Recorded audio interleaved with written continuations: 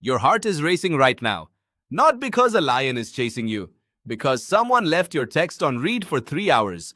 Your palms are sweating, your stomach is in knots, your body has mobilized every resource it has for a fight or a sprint. But there is no fight. There is no sprint. There is only a phone, face down on a table, and a feeling that something is deeply wrong. And here is the strange part. Your body cannot tell the difference. It never could. For 300,000 years, that exact chemical cascade meant one thing and one thing only. Something out there wants to eat you. Today, it means your boss used a period instead of an exclamation mark. But the real answer to why you feel this way is far stranger than stress and far older than your job. Walk with your ancestors for a moment. 200,000 years ago, on the open grassland, a human being was not the strongest animal in the room, not the fastest, not the one with the sharpest teeth. A leopard could outrun you. A hyena could outlast you. A snake could kill you without you ever seeing it move. The savannah was not a peaceful backdrop for evolution. It was a kill list, and humans were on it. So the body built a system. One system running underneath conscious thought, whose entire job was to notice danger before the mind even understood what it was looking at. Neuroscientists call this the amygdala's threat detection loop. It sits deep in the brain, older than language, older than reason, and it works faster than you can think. A shape moves in tall grass. Before you consciously register shape, your amygdala has already fired a signal to your hypothalamus. Your hypothalamus talks to your adrenal glands. Cortisol and adrenaline flood your bloodstream. Your heart rate spikes, your pupils dilate, blood drains from your digestive system and rushes to your limbs. You are ready to run or ready to fight before you even know what you are running from. This is not a flaw in the system. This is the system working exactly as designed. It was physiologist Walter Cannon, back in 1915, who first gave this cascade a name. He called it the fight or flight response, and he understood something crucial. The body does not wait for permission from the mind. It acts first, it explains later. For nearly all of human history, this was a life-saving trade. A false alarm cost you a few wasted minutes of elevated heart rate. A missed real alarm cost you your life. So the system evolved to err heavily on the side of paranoia. Better to sprint from 100 rustling bushes than to calmly investigate the one that hides a predator. That single design choice, built by natural selection over hundreds of thousands of years, is still running in your body today. Except now, the rustling bush is an unread email. The predator in the grass is a notification badge, and the sprint you are physiologically prepared for never happens. Here is where it gets genuinely strange. Your threat detection system has almost no ability to distinguish between a physical predator and a social or psychological one. To your amygdala, a looming deadline and a looming lion produce nearly identical chemical signatures. Public speaking triggers the same cascade as being cornered by a wild animal.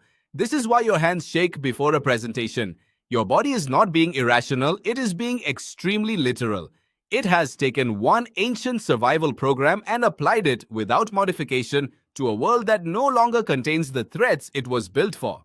So what happens when the alarm goes off constantly, but there is never a real predator to run from? This is where the science gets uncomfortable. Endocrinologist Selye spent decades studying this exact question, and in the 1950s he described what he called general adaptation syndrome. The body, he found, moves through 3 stages when facing a stressor.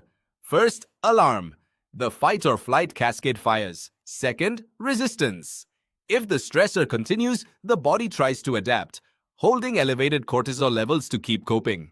Third, if the stressor never stops, exhaustion.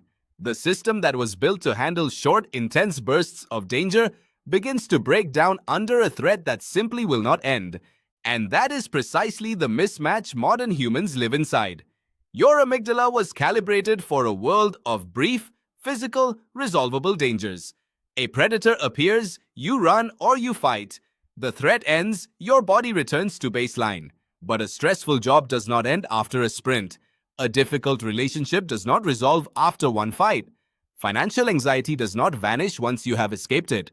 These are threats without a finish line, and your body, still running 300,000-year-old software, cannot tell it is allowed to stand down. Neuroscientist Robert Sapolsky, who spent years studying wild baboons in Kenya, Put this mismatch into words that stuck with an entire field of research. Zebras, he pointed out, get stressed for exactly as long as the lion is chasing them. The moment the chase ends, whether the zebra escapes or does not, the stress response ends with it. Humans are different. Humans can activate that same fight or flight cascade just by thinking about a threat, replaying an argument from 3 days ago, imagining a conversation that has not happened yet, scrolling through a headline about a danger 1,000 miles away. The zebra's stress response requires an actual lion.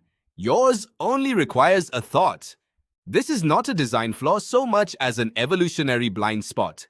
The part of your brain capable of abstract thought, of imagining the future, of replaying the past, is relatively new. It sits on top of and is wired directly into the ancient threat detection system that has no concept of hypothetical. When you imagine a difficult conversation with your boss tomorrow, your amygdala does not file it under imaginary future event. It treats it as a present physical danger, and it fires the exact same cascade Walter Cannon described over a century ago. Your body, quite literally, cannot distinguish between a lion in the grass and a lion in your head. Consider what this means for the texture of everyday modern life. The unread message that sits in your inbox for an hour is not neutral to your nervous system. Every glance at it can re-trigger a small dose of the same chemistry your ancestors used to survive stalking predators. The traffic jam that makes you 15 minutes late is not just an inconvenience. Your body treats the powerlessness of being trapped as a genuine threat cue, because for most of human history, being trapped usually meant being trapped by something that wanted to kill you. None of this is imagined or exaggerated. It is measurable in cortisol levels, in heart rate variability, in the literal chemistry of your blood. Researchers studying allostatic load, the cumulative wear this constant low-grade activation places on the body over years, have found a sobering pattern. It is not the occasional sharp stressor that does the most damage. Your body is built for that. It is the chronic, low-level, never fully resolving activation, the kind produced by an inbox that never empties or a conflict that never gets addressed, that erodes cardiovascular health, immune function, and even the structure of the brain itself over time. The ancient alarm system, so brilliantly effective at getting your ancestors past a 2-week famine or a single dangerous river crossing, was never built to run continuously for 40 years. So why has evolution not simply fixed this by now? Because evolution does not optimize for comfort. It optimizes for survival long enough to reproduce, and by that narrow measure, the system is not broken at all. It is working precisely as intended, which is exactly the problem. A hypersensitive threat detector that occasionally fires for no physical reason is, evolutionarily speaking, a small price to pay compared to the alternative, a threat detector too relaxed to catch the one predator that actually matters. Natural selection does not care whether you feel anxious answering emails. It only ever cared whether your distant ancestors survived long enough to pass on the genes that built this exact system. Once you understand this, something shifts. The racing heart before a difficult conversation is not a personal failing. It is not proof that something is wrong with you. It is a 200,000-year-old alarm system doing exactly what it was built to do, misfiring on a world it was never designed for. Knowing this will not switch the system off. You cannot think your way out of an amygdala response any more than your ancestors could reason with a leopard. But you can recognize the signal for what it actually is. Not danger, just an old, loyal, overzealous guard, still standing watch at a gate no predator has approached in 10,000 generations, still convinced every single time your phone buzzes that it might finally be the one.